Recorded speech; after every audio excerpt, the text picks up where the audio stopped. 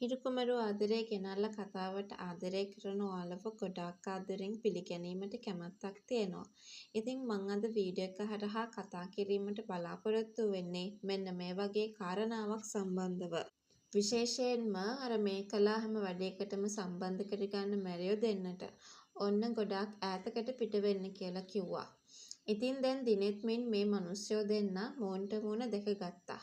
ඉතින් මේ කළා මේ මිනිස්සු දෙන්නා පිට කරන්නට උත්සාහ කරත් හැබැයි ඒ වැඩේ නම් සාර්ථක වෙන්නේ නැති වෙන්න පුළුවන්. ගොඩාක් වෙලාවට දිනෙත්මින් හංසනාට කරදරයක් කරපු හංසනාව මෙහෙම තියාගෙන හිටපු අයට කිසිදු සමාවක් දෙයි කියලා අපිට විශ්වාස කරගන්නට අමාරුයි. ඒ කියන්නේ අපිට මෙන්න මෙහෙම කතාවක් කතා කරගන්නට හැකියාවක් තියෙනවා. ඒ කියන්නේ දිනෙත්මින් දැන් මේ කලාට thank you කරා තමයි. මේ වගේ දෙයක් කරපු එක ගැන ස්තුති කරා වගේම හැබැයි ලොකු කේන්තියක් මේ වෙලාවේ හිත යටින් තියාගෙන ඉන්නව වන්නට පුළුවන්.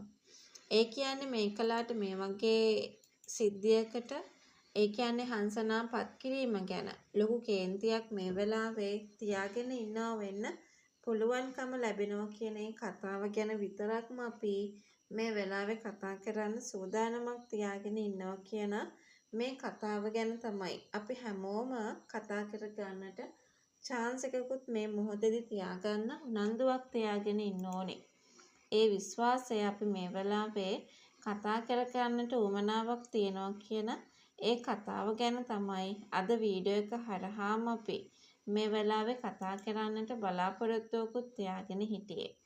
ඉතින් මම තව දෙයක් මේ වෙලාවේ ඔයත් එක්ක කතා කරන්නට ලෑස්ති වෙලා ඉන්නවා කියන ඒ කතාව ගැන තමයි කියන්න ඕනේ. විශේෂයෙන්ම දිනෙත්මින් මේ මැරියෝ ගැන ඇහැ ගහගෙන තමයි ඉන්නේ.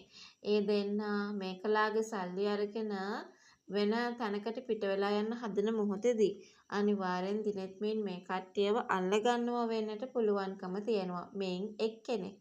ඉතින් එහෙම අල්ලගෙන ඊට පස්සේ නැවත වතාවක් මේ වගේ දේවල් කරන්නට පොළඹවන්නේ නැතුව තමන් ඕනතරම් ගාණක් දෙන්නම් මේ කලාට විරුද්ධව වැඩ කරන්න කියන එක දිනෙත්මින් කියන්න පුළුවන්. ඉතින් ඒ වගේ දෙයක් කියලා මේ ගෝලයෝ තමන්ගේ පැත්තට අරගෙන ඔය හංසනාට කොයි වෙලාවකදීවත් කරදරයක් කරන්න බැරි වෙන්න වැඩ කටයුතු සූදානම් කරගනීවි කියන එක අපිට විශ්වාස කරන්නට හැකියාවක් තියෙනවා.